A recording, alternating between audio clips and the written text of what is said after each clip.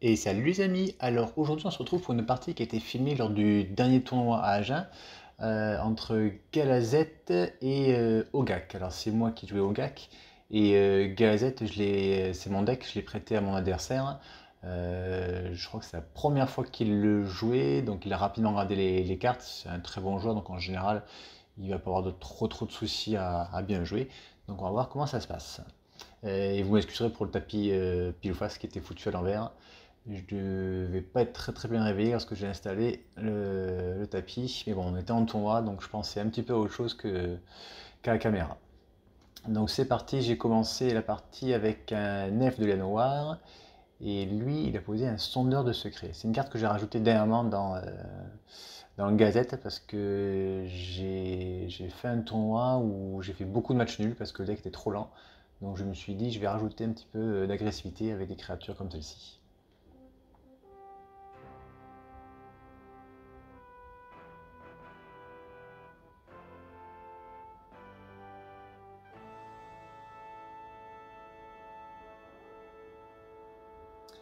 Allez, je vais lancer Communion avec les dieux.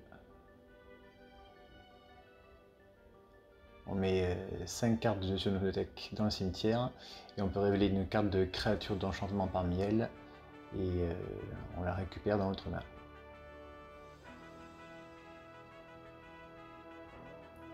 Et du coup, je pose un elfe cordeillien. Donc j'ai bien rempli le cimetière, je suis assez content. Le sondeur, hop, il est transformé, il passe du coup en créature 3 de vol. Alors, est-ce qu'il peut gagner à course?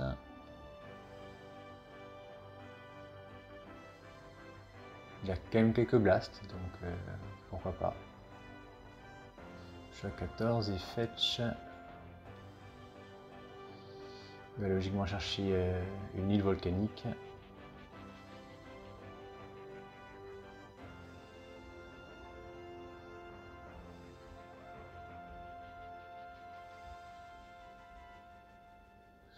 Et voilà, l'incinération, il a hésité en fait.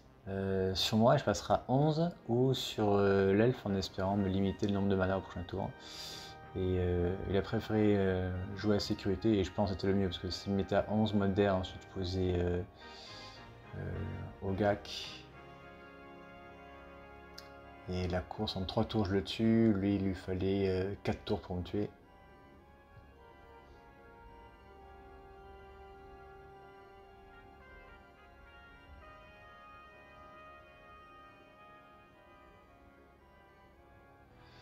Surtout qu'en plus voilà, je pose une créature qui me fait gagner 2 points de vie, donc je pense que la course il ne l'aurait pas gagnée.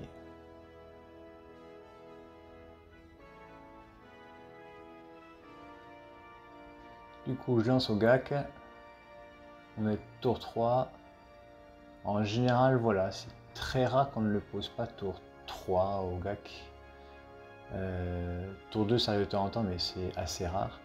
Tour 3 ou 4 c'est vraiment une grande généralité.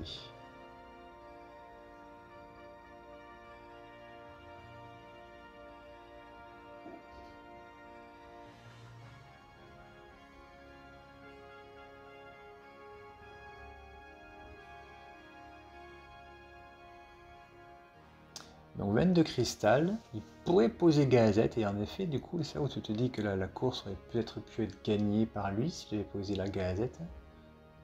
Potentiellement s'il avait fait incinération sur moi je serais à 10. Et derrière il m'aurait mis 6. Et c'est à 4. Dorian Blocker. Ouais, c'était c'était un plan de jeu qui était possible. Après, il sait que je joue quelques anti-créatures quand même.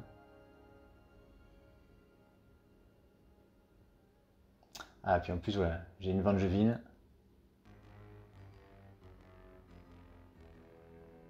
Ouais, donc la course n'aurait pas été gagnée par lui, donc il avait bien fait de faire son plan de jeu en essayant de me tuer, enfin, en me tuant l'elfe. Du coup, il décide de tout prendre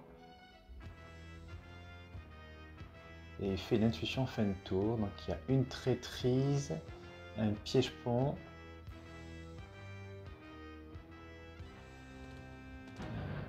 Qu'est-ce qui peut être? Ouais, j'allais dire ça, une mésophyte, ouais.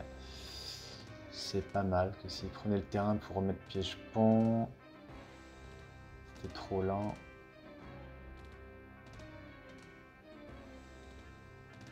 Donc ouais, il a pas le choix. Du coup, moi je vais lui laisser la maze. La traînerie, je veux surtout pas la voir arriver. Il pourrait me tuer. Le piège-pont non plus, j'ai très peu d'anti-artefacts. Donc je vais juste mettre la maze. Il va sûrement pouvoir me maiser au GAC, mais derrière après j'ai quand même une 4-3. J'ai une 2-1. S'il bloque, s'il pose Nive, s'il pose Gazette, il va être obligé de bloquer le petit. Lui le 3-2 tuerait Angeline. Il y aurait l'elfe à côté. Je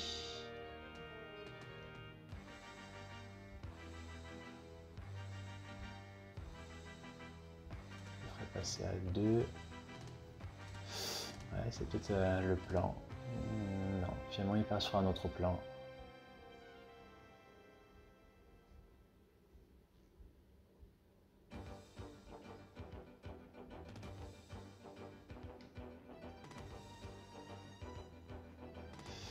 Vue prismatique, je vais chercher un marais que je pose directement sur la table.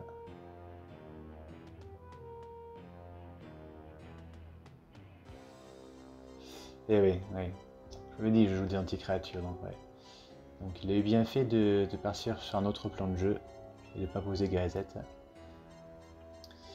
Du coup, je vais tuer sa créature 3 de vol.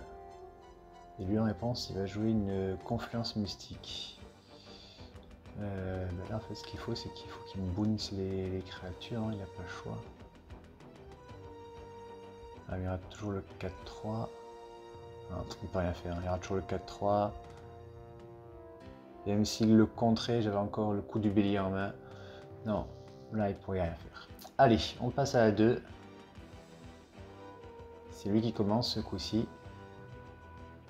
Son plan de jeu à lui, c'est de poser des Winter Orbs, des orbes statiques et de me bloquer comme ça avec Gazette Prismari en les engageant et que ça ne fasse pas d'effet sur lui.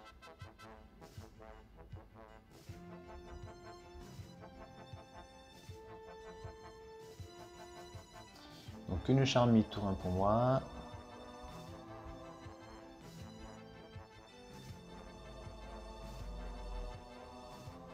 Une chamane Saint-Isport. Je me de 3 cartes.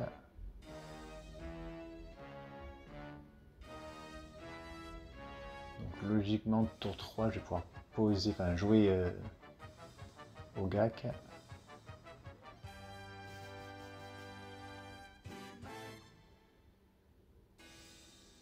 Ah, il a encore la maze. Bon, tout à l'heure du coup on n'a pas eu l'occasion de l'avoir, mais je sais que là ça va me faire extrêmement mal en début de partie. Donc il me maze déjà la chamane.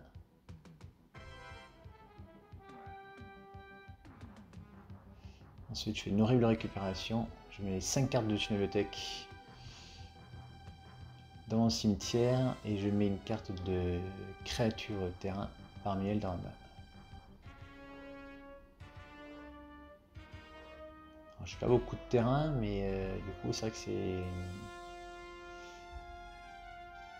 On a toujours envie de prendre des créatures, hein, surtout une créature qui défausse. Mais tant pis, je veux vraiment poser une bête et pouvoir poser Ogak d'Estourci. Du moins le lancer. Je sais que son deck est blindé de contre.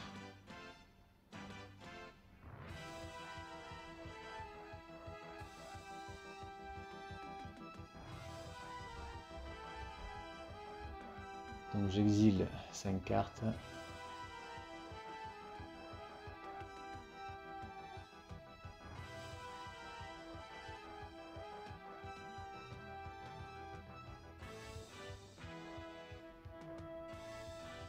Il pose une cité des 1.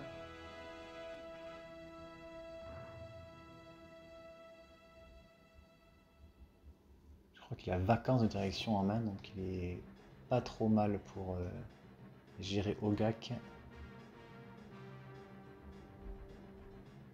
Après c'est un deck qui est très récursif, donc même si on le contre, même si on le remonte, on peut le rejouer assez facilement. Ouais, donc c'est bien ça, ouais. Il fait une maze sur la chamane. Et il va sûrement jouer vacances de direction. Ça va piocher une carte et je vais y remettre Ogak en zone de commandement. Par contre il a perdu 1 et la cité Ovras. Ouais.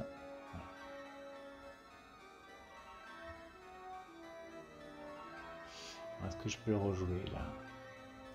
Faut que je remplisse à nouveau mon cimetière.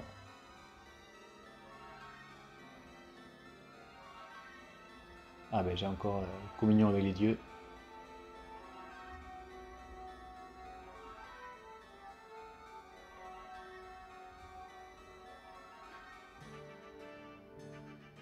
Je vais pouvoir mettre une carte de créature et en plus une bête de quête, donc c'est parfait parce que la bête de quête va empêcher de prévenir les dégâts et donc du coup la mésophyte sera inutile.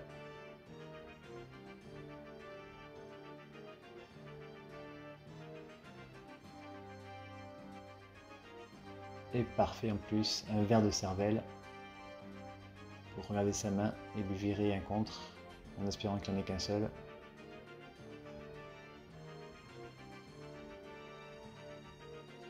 Et dans la foulée en plus je vais pouvoir lancer Ogak. Ah il a une force of will en main. Et, mais il a un pied. Ah non, il a une static orb. Static orb qui peut être très dangereuse. Parce que il va pouvoir poser Gazette, il a un terrain, il peut poser Gazette, le protéger avec Force of Will, et derrière ensuite poser Static Orb, ou poser Tézéret, aller chercher Piège-Pont, ce genre de choses. Et je pense que ce sera surtout Static Orb qui va aller chercher, qui va poser. Donc j'ai pas le choix, il faut que je mette Static Orb dessous le ver de cervelle.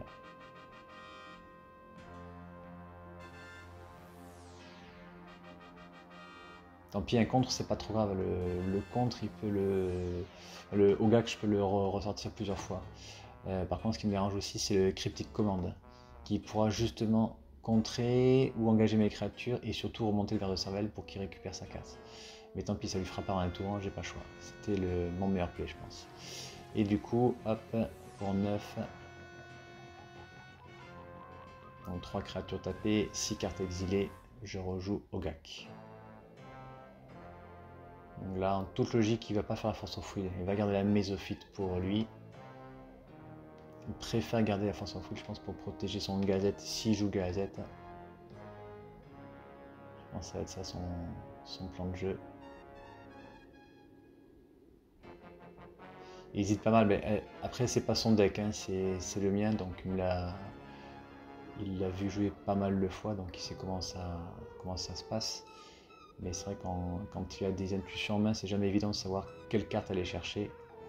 Et pareil, donc il a un Tézéret en main, il sait pas exactement qu'est-ce qu'il ira chercher plus tard.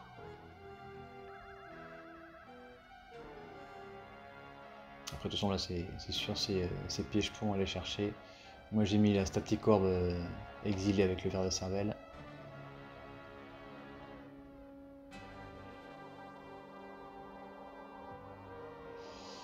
Donc il a pioché une île, du coup c'est-à-dire qu'il aura le 5ème terrain, ouais, c'est bien ça, c'était en toute logique ça. Ouais.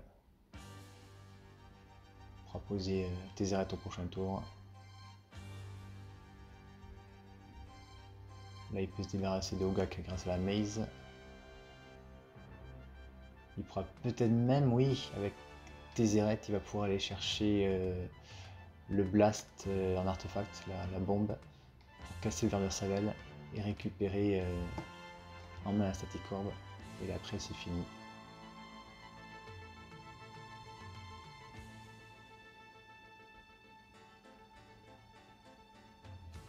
Alors forcément, quand c'est moi qui commence la partie est complètement différente, elle est beaucoup plus rapide. Là, c'est vrai qu'il a réussi à gérer, puis la mésophyte, elle m'a fait tellement mal. C'est une carte qui fait extrêmement mal à Ogak. Repose en paix, mésophyte, c'est deux cartes qui font très très mal à ce deck. Tout ce qui est exil aussi, ça m'embête parce qu'au lieu de mettre au cimetière, on le remet en zone de commandement et on va payer 2 cartes de plus en exil ou 2 créatures engagées en plus. C'est pas évident. Donc là, je fais une carte qui fait -1/-1. Enfin, je cible une créature et elle perd -1/-1 pour chaque carte que j'ai au cimetière. Sachant qu'avant, je vais meuler 4 cartes. Pour l'instant, j'avais que 2 terrains. Et j'ai prié, oui, c'est bon. J'ai rajouté 2 terrains de plus. Et j'ai fait moi quand même 4. Alors, il avait hésité à faire la force of will dessus. Mais il s'est rappelé que j'avais bête de quête en main. Et il ne peut pas se permettre de laisser la bête de quête sur table.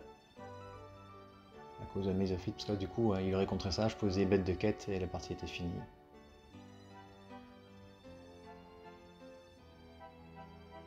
Du coup, bête de quête, en toute logique, c'est contré avec la force of will.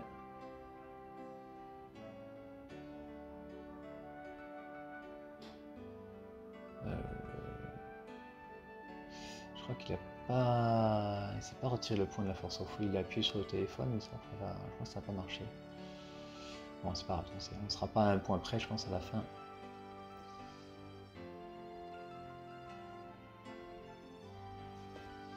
Donc, il pose l'épopée d'Urza. Ça me permettra d'aller chercher justement la bombe bleue. Ah, alors je suis étonné. Je suis étonné qu'il tue lui. J'aurais plutôt tué le ver de cervelle pour récupérer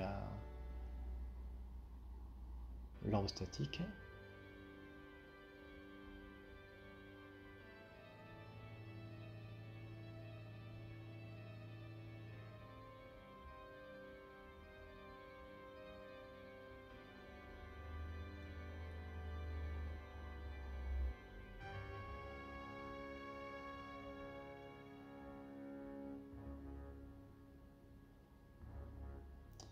Allez, je rattaque avec tout. Logiquement, il va faire une maze sur Ogak. Et il prend 2. Il passe à 11.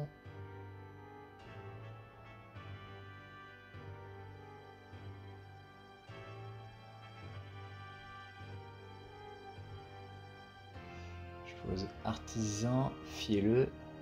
Avec lui, je pourrais aller chercher n'importe quelle créature. Il faut savoir que dans ma liste, je n'ai pas le berger des odeurs, malheureusement. Car qui coûte trop cher pour ce qu'elle fait actuellement.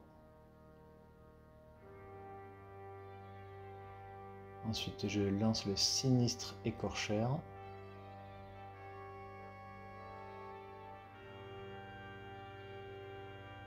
Du coup, là, il est 4-4. Et je pose elfe de l'ombre profonde. Alors voilà, il y a une maze, mais c'est pas grave. Je vais essayer de le submerger avec le nombre de créatures. Et essayer de le tuer ainsi.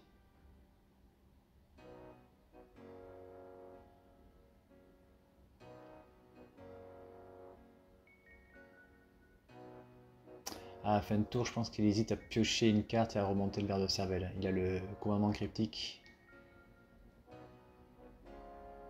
Ouais, il va le faire. Bon, je pense que ça va être ses choix.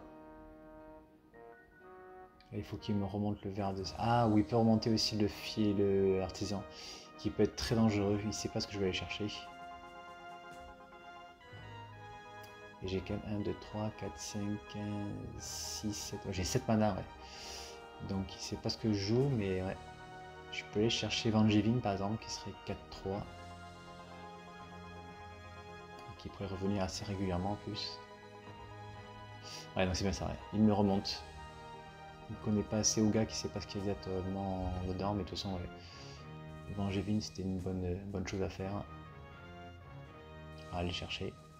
Oh là, le top deck. Il top deck traîtrise.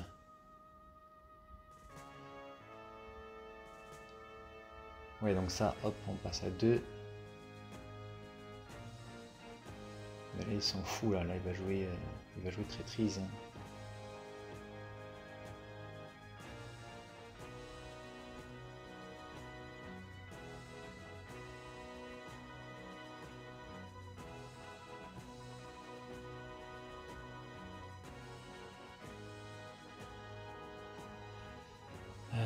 Pourquoi il n'a pas posé en terrain d'abord? Donc traîtrise sur Ogak.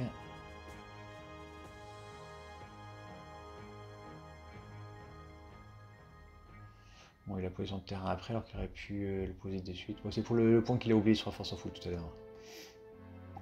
Du coup, il pose Tézéret.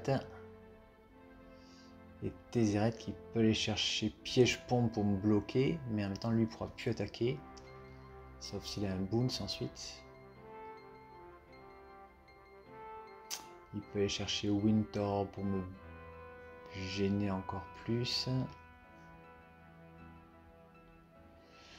Mais non, c'est pas une bonne chose tant qu'il n'y a pas la gazette sur la table. Il pourrait aller chercher la bombe. Et non, c'est JT. Il peut aller chercher JT. Il peut aller chercher JT. Et 1, 2, 3, 4, 5. Et il peut l'équiper de suite sur Ogax, qui m'empêche d'attaquer. Ouais, c'est ça qu'il faut qu'il aille faire.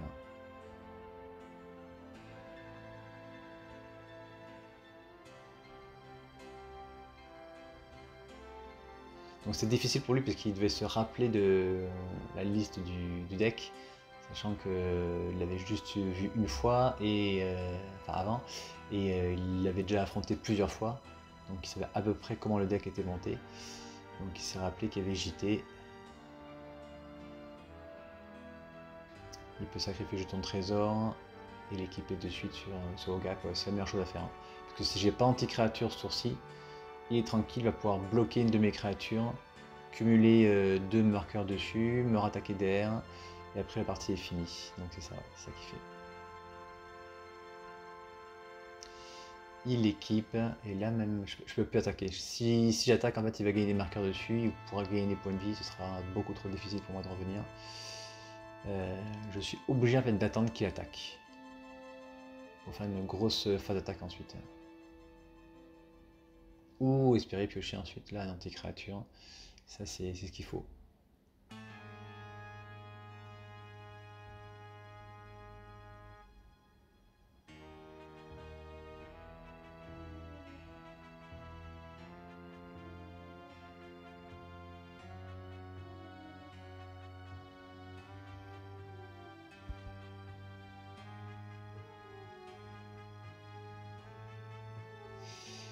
Bon, du coup, je repose le fileux artisan.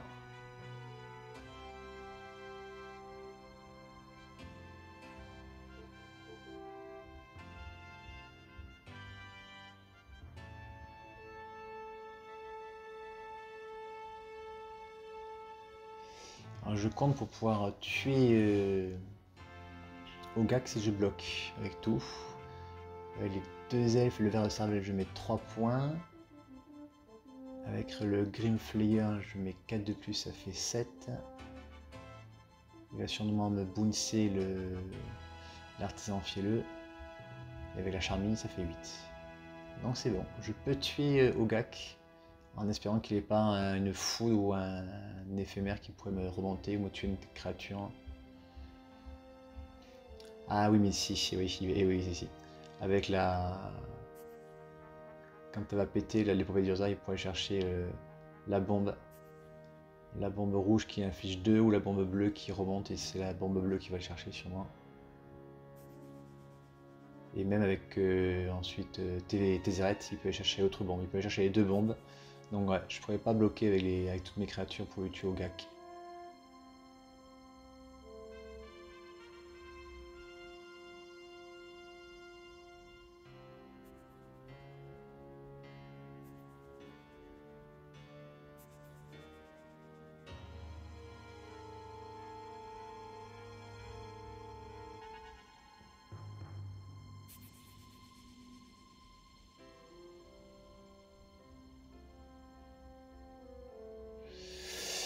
Donc je pense qu'il va chercher la bombe à sortilège d'Aether qui permet de bouncer, ouais c'est ça.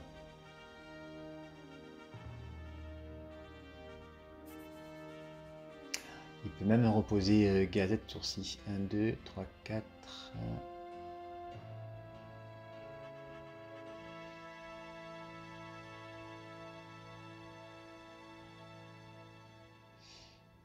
En plus il a une frontière tectonique qui permet de casser la charme hydriade si je bloque avec. 1, 2, 3. Il remonte le fileux.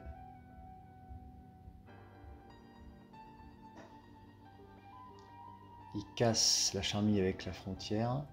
Et du coup, je mets 1, 2, 3 et 4, 7. Ouais, je mets que 7 points de dégâts. Donc c'est son plan de jeu. Il faut qu'il attaque avant de faire quoi que ce soit.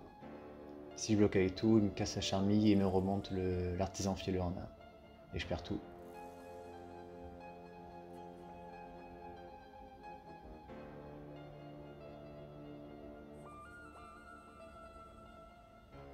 Donc j'ai pas le choix, je vais devoir le laisser me mettre 8 points de dégâts.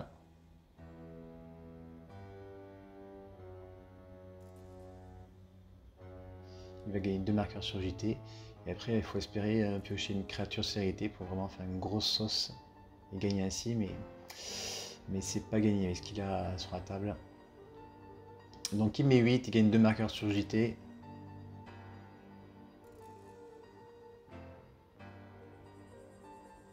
Ah, en plus il y a une mésophyte, ah, il est vraiment bien. Et s'il repose maintenant Galazette, il va gagner un jeton trésor.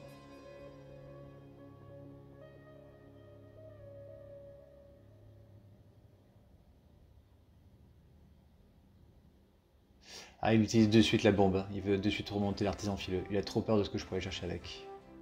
C'est pas bête, c'est pas bête. Et non, c'est plus 1, c'est pas moins 1 pour dégager un artefact. Dégager jusqu'à 2 artefacts, voilà, c'est plus 1. Ah, et il est à 3 maintenant. Donc en prochain tour, il pourra faire le -3 et chercher Tangle Warrior. Il pourra me tuer le ver de cervelle, poser la static orb qui est sous le ver de cervelle. Du coup, je dégage que 2 permanents, j'en engage 4. Et au tour suivant, j'ai tout engagé.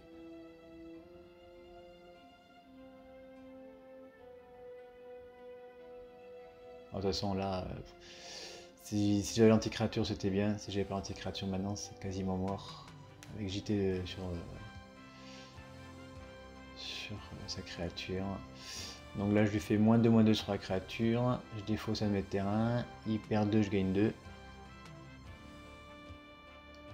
Il est à 5 quand même. Il est pas super bien.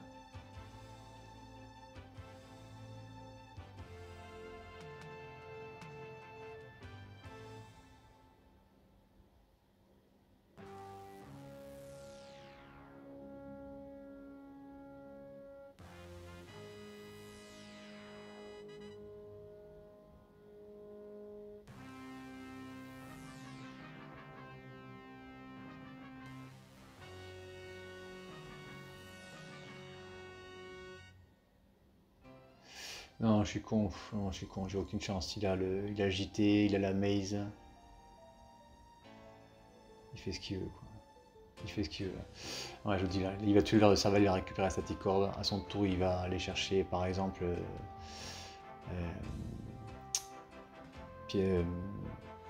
Tangle Warrior. Ça va m'engager tous les permanents. Il va continuer à mettre des mythes avec Oga qui peut gagner 8 points de vie ensuite. C'est pas la peine de continuer. Allez, on passe à la dernière. C'est moi qui vais commencer. On fait tous les deux un mulligan, sachant que moi, sur la première main, j'avais pas de terrain, donc j'avais pas le choix. Là, j'ai un seul terrain. Alors, il faut savoir que Oga que joue très peu de terrain. Ça tourne en général entre 29 et 34 terrains sur les versions. Là, j'ai qu'un seul terrain en main, mais j'ai une créature qui permet d'aller chercher une forêt et de la poser sur le dessus de la bibliothèque. L'annonciatrice Sylvine. Là, il fallait surtout pas qu'il ait un mental misstep, sinon la partie était pliée. C'est un gros risque que j'ai pris. Mais du coup, à partir de 2 terrains, ensuite, on peut jouer, donc on va être tranquille. Ah, poser une montagne, donc il a forcément une foudre pour me tuer l'annonciatrice. Il veut pas que j'aille très vite à sortir au GAC. Ouais, c'est ça, il fait une chain lightning directement sur l'annonciatrice. C'est pas grave, j'ai mon bayou, moi, elle a fait son taf. Je pense que maintenant on va commencer à remplir le cimetière. Tant qu'il n'y a pas de bœuf sur la table. Voilà, lutter contre le passé, on met 3 cartes du dessus de la bibliothèque au cimetière et on peut retourner une carte de créature ou de terrain directement dans la main. Alors j'aurais pu retourner une carte de terrain parce que j'ai pas beaucoup de terrain, mais en fait il me faut aussi des créatures pour pouvoir lancer. Il me faut au moins 2 créatures pour pouvoir lancer Ogak. Et s'il a posé une montagne Taurin, c'est fort possible qu'il ait encore un autre blast en main. Donc je préfère reprendre l'annonciatrice qui aura double effet, d'aller chercher un terrain et le poser dessus, et d'avoir une créature en jeu pour relancer Ogak plus tard. Oh, et en plus de chance, je pioche un terrain. Donc annonciatrice Sylvine. C'est pas contré. Mais là du coup je pense que je vais chercher la Charmidriade.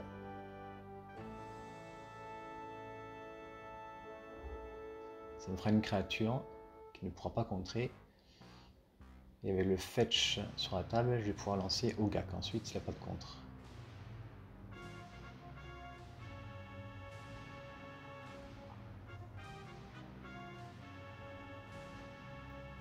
Allez, je peux Shaman Rythmore.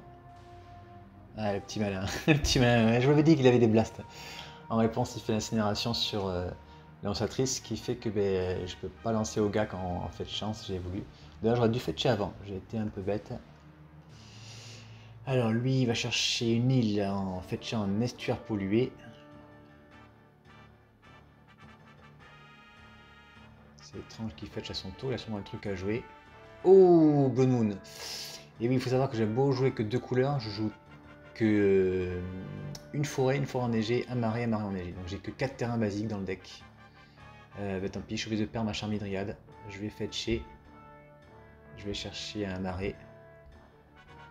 Et de toute façon, avec la Charmidriade, je pourrais faire aussi du mana vert. Donc je suis pas trop mal. Mais c'est sûr que là, j'ai pas le choix. Il faut aller chercher un marais.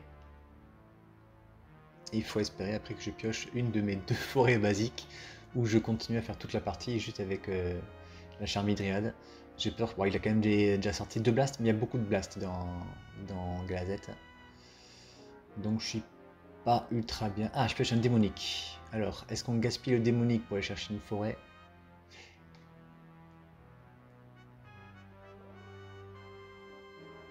Ah, j'ai aussi des cartes qui permettent de reprendre les créatures du cimetière. Et si je peux reprendre l'annonciatrice Sylvine, je peux aller chercher ma forêt de base. Ça, c'est un bon plan de jeu, ça. Il est full tap.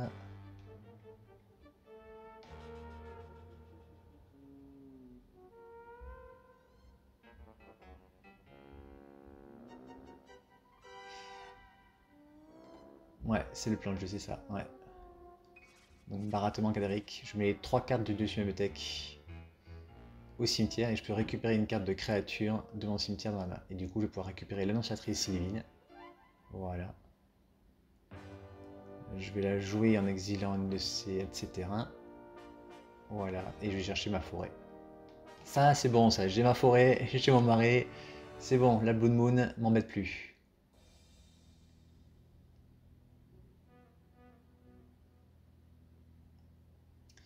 Donc elle est dessus.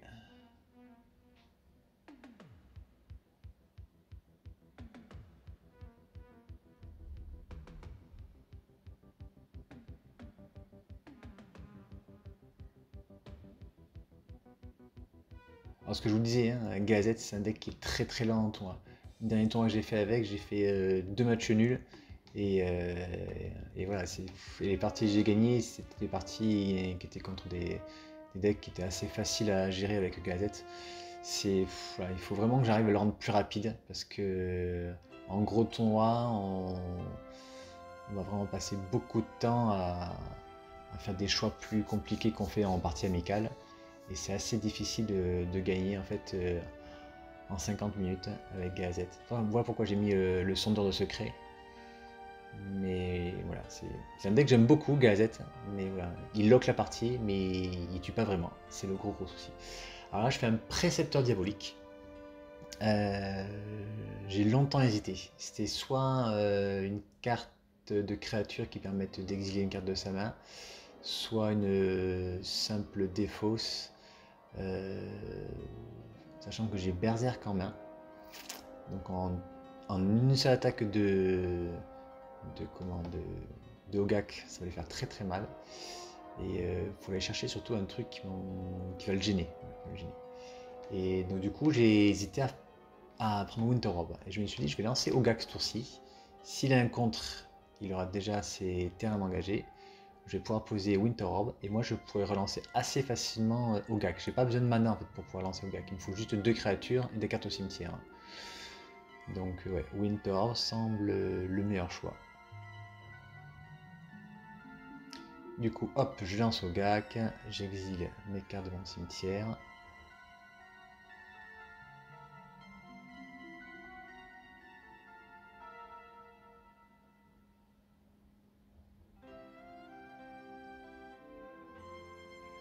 La Winter Orb ensuite sur la table.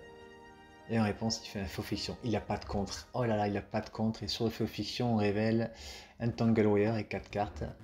Le Tangle Wire me tue si... ouais. Parce que là, en fait, il peut dégager un terrain. S'il en pioche un, il le pose, il fait rien. Et tout derrière, il pose Tangle Wire. Et combiné avec ma Winter Orb, je vais être très rapidement gêné. Je peux pas me permettre de lui laisser Tangle Wire. Donc je préfère le mettre tout seul dans un coin et lui offrir 4 cartes de l'autre côté. Le danger de ça, c'est s'il pioche un Bounce, bah forcément il va récupérer beaucoup de cartes. Là il a un collier à sort, il a une sonde digitaxienne et asphyxie. Donc rien qui me contre le berserk. Ce qui fait qu'au prochain tour, je peux lui mettre 8 et 8, 16. D'ailleurs, il oublie de s'enlever un point à la City of Brass. Là, c'est important par contre. Ah non, non, il y a Blue Moon. Il y a Blue Moon, pardon, j'ai rien dit. Ça, City of Brass, c'est une montagne. J'ai rien dit.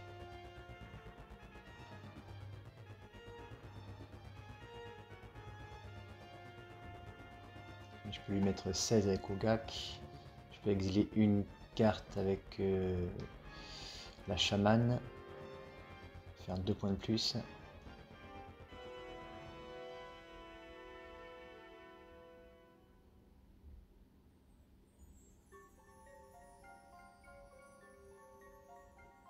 Ouais, le choix était difficile pour lui, mais voilà, donc il a préféré, tant pis, récupérer le tas de 4 cartes.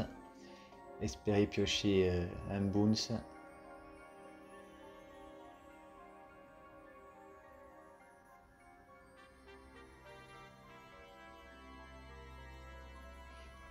Ouf, il paye 2 points de vie. Et c'est là qu'il prend la surprise de savoir que j'ai mon berserk en main. Il est plus qu'à 17 du coup. Donc là c'est parfait. Parce qu'une seule attaque de Ogak et la chamane, ça fait pile 17. C'est parfait. Là il a une île et une montagne en jeu. En contre, il peut avoir la fuite de mana, la négation, l'erreur de calcul. Du coup, je vais dégager un terrain, pardon. J'en pose un. J'ai peur de la force spike, donc je préfère tant pis attaquer avec la chamane plutôt que de faire son effet de blessure. De son 8 et 8, 16 et 1, 17, ça suffit. Donc s'il n'y a pas de contre, c'est gagné. Je fais un berserk sur Ogak. Oh, le petit filou! Une misdirection, il va sûrement me cibler soit la chamane, soit l'annonciatrice, mais je pense que ça va être la chamane, hein, quitte à me prendre 2 blessures, mais au moins il s'en débarrasse. Hein. Ouais, il s'en débarrasse définitivement, parce qu'elle meurt à la fin du combat. Donc il prend quand même 10. La chamane meurt. Il a gardé tous ses terrains détapés. Ah, derrière il fait une option. Il y a une foudre ou une chain lightning, ça sert à rien.